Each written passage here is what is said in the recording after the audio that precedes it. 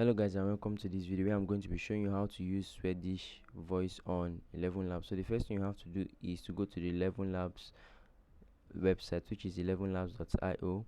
The next step is to select the voices option here and choose scroll down to the language pack and choose the Swedish pack here.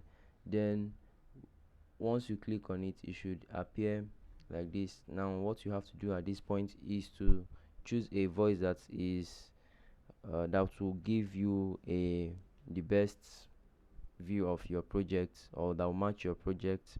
So once you've sampled the various voices, I can go ahead to sample this Sana Hartfield so you can hear how she sounds. Jag gled genom den lyxiga salen. Okay, you can sample this. Okay, this is still the same voice. Tänk dig en choklad. Let's sample Will.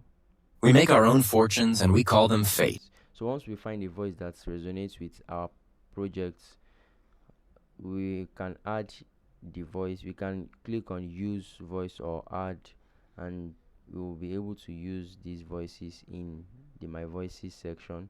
So from here we will be able to